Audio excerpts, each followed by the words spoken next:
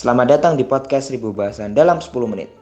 Kami dari kelompok 2 yang beranggotakan saya sendiri, Lukas dari kelas 10 MIPA 3 absen 22, yang akan menjadi host di podcast kali ini. Langsung saja ke narasumber kita. Ya, Lukas, terima kasih sudah mengundang kami dalam kesempatan podcast ini. Saya Albertus dari 10 MIPA 3 nomor 2. Saya Mazel dari 10 MIPA 3 absen 20. Saya Brenda dari 10 MIPA 3 nomor absen 5. Kalau begitu, langsung saja kita masuk ke topik pembicaraan. Brenda, menurut kamu apa itu konservasi? Ladies first. Oke, Konservasi berasal dari bahasa Inggris conservation yang artinya pelestarian atau perlindungan. Jadi, konservasi itu adalah upaya yang dilakukan manusia untuk bisa melestarikan alam. Konservasi sendiri dibagi menjadi dua, yaitu konservasi in situ dan ex situ. Oke, kalau menurut Albert, konservasi in situ dan ex situ sendiri pengertiannya apa ya? Dan lebih baik mana untuk kualitas konservasinya? loh, katanya ladies first. Durasi, Mas. Ya, kalau menurut saya, in situ adalah usaha pelestarian alam yang dilakukan dalam habitat aslinya. Sedangkan untuk konservasi ex situ adalah usaha pelestarian alam yang dilakukan di luar habitat aslinya. Kalau kualitas konservasinya, menurut saya kualitas konservasinya sama-sama bagus karena kedua-duanya memiliki kelebihan dan kekurangannya tersendiri. Contohnya, kelebihan konservasi in situ adalah makhluk hidup yang dikonservasi tidak mengalami stres dan tidak kehilangan sifat alaminya. Juga tidak bergantung pada manusia. Sedangkan konservasi ex situ, makhluk hidup yang dikonservasi dapat dikontrol dengan maksimal. Contohnya, in situ yaitu Swaka Marga Satwa dan Cagar Alam, dan kalau untuk ex situ adalah kebun binatang dan taman safari. Kalau untuk luas dan besar wilayahnya sendiri, apakah dibutuhkan tempat dan fasilitas yang mewah dan penjagaan ketat? Oke, terima kasih untuk pertanyaannya. Untuk luas dan besarnya sendiri, itu bisa disesuaikan dengan makhluk hidup yang akan dikonservasi. Selain itu, luas konservasi bisa diukur menggunakan teodolit. Seperti konservasi in situ, yaitu hutan lindung Sungai Wain, Kalimantan, yang memiliki luas kurang lebih 9.782 hektar. Sedangkan untuk fasilitas dalam konservasi kita, harus membuat wilayah konservasi sealami mungkin. Untuk penjagaan, kita harus sangat ketat karena maraknya pemburuan liar.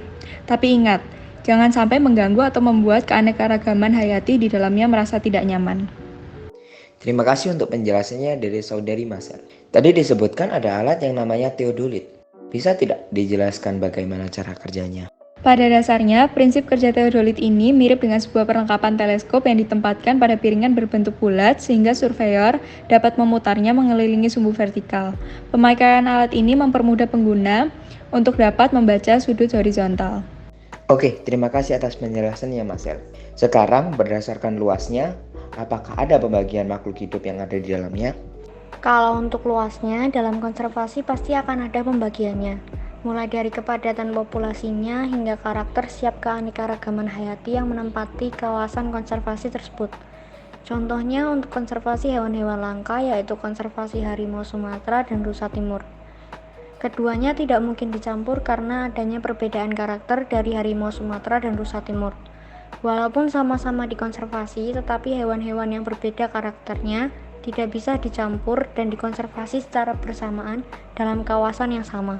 Dan seperti yang kita ketahui, sesuatu yang berbeda itu sulit atau bahkan tidak bisa disatukan, bukan? Seperti saya dengan doi. Benar banget tuh. Jadi sesuatu yang berbeda sangat sulit untuk bersatu, ya kan? Seperti air dan minyak yang tidak dapat bersatu. Cukup. Nah, setelah kita bahas soal pembagian dalam suatu habitat, aku pengen tanya dong, gimana sih cara untuk menghitung angka kelahiran dan angka kematian keanekaragaman hayati yang ada? Contohnya, harimau Sumatera, seperti yang kita ketahui bahwa harimau Sumatera adalah salah satu hewan yang terancam punah. Mungkin bagi yang pintar hitung-hitungan nih, bisa dijelasin cara apa yang bisa diterapkan dalam menghitung perbandingan angka kelahiran dan angka kematian harimau Sumatera. Nah, salah satu caranya itu kita bisa menerapkan fungsi eksponensial untuk menghitung antar perbandingan kelahiran dan kematian hewan langka. Seperti contohnya tadi, yaitu harimau Sumatera. Gimana tuh? Nah, jadi dengan fungsi eksponen, kita dapat menghitung jumlah angka kelahiran dan kematian hewan langka tersebut secara massal. Selain itu, dengan fungsi eksponensial, kita bisa membuat grafik. Nah, dari grafik yang didapat, kita bisa melihat itu pola perkembangan naik atau turunnya angka kelahiran dan kematian. Dengan itu, kita bisa meramalkan ataupun mengira-ngira perkembangan dari angka kelahiran dan kematian keanekaragaman hayati tersebut untuk ke depannya. Itu dapat mempermudah kami dalam menghitung jumlah hewan langka yang ada di dalam habitat mereka masing-masing. Kalau untuk menghitung jumlah perkembangbiakan hewan, kita harus mengetahui lama masa bunting dari hewan tersebut. Kemudian, baru kita bisa mencari jumlah per tahunnya dan bisa didata. Nah, kalau misal kita sudah mengetahui 3 persamaan dari lama masa bunting 3 hewan yang berbeda, dengan cara apa kita bisa mengetahui lama masa bunting dari ketiga hewan tersebut? Nah, kalau untuk menentukan perkembangbiakan hewan, kita bisa menggunakan sistem persamaan linear 3 variabel, atau bisa disingkat SPLTV. SPLTV ini terdiri dari 3 persamaan yang masing-masing persamaan memiliki 3 variabel. Contohnya, di sini misalkan masa kehamilan tapir sebagai X, masa kehamilan serigala sebagai Y, dan masa kehamilan harimau sebagai Z. Yang pertama kita mengetahui bahwa X plus Y adalah 458, maka untuk X sama dengan 458 dikurangi Y. Yang kedua kita mengetahui bahwa X plus Y plus Z adalah 561. Dan yang ketiga kita mengetahui bahwa X plus Z adalah 493. Lalu langkah selanjutnya, kita masukkan persamaan 1 ke dalam persamaan 2. 485 min Y plus Y plus Z sama dengan 561. Kita dapat mengeliminasi Y, dan Z sama dengan 561 dikurangi 458. Maka Z atau masa kehamilan harimau adalah 103 hari. Selanjutnya, X plus Z atau X plus 103 sama dengan 493. Maka X atau masa kehamilan tapir adalah 493 dikurangi 103, yaitu 390 hari. Selanjutnya, X plus Y plus Z sama dengan 561. Lalu kita masukkan angkanya, 390 plus Y plus 103 sama dengan 561. Maka Y atau masa kehamilan serigala adalah 561 dikurangi 390 dikurangi 103 sama dengan 68 hari. Wadidaw, ribet juga ya. Sampai hampir meninggoy saya. Ya, memang ribet, tapi ini penting banget buat observasi kami. Observasi itu apa ya? Secara ilmiah, observasi itu adalah aktivitas untuk meneliti suatu fenomena yang didasarkan oleh pengetahuan dan gagasan yang sudah ada. Kalau contohnya? Nah, kalau untuk contoh observasinya, kita dapat mengobservasi tentang angka kelahiran dan kematiannya seperti tadi itu. Nah, kalau untuk caranya sendiri, kita bisa menggunakan teknologi yang ada seperti kultur jaringan untuk tanaman, dan untuk beberapa jenis hewan kita dapat menggunakan transfer embrio. Kalau gitu, kultur jaringan dan transfer embrio itu apa ya? Kultur jaringan adalah metode untuk menghasilkan tanaman yang sama persis dengan tanaman induknya dengan cepat dan menghasilkan tanaman langka yang sulit tumbuh dari benihnya.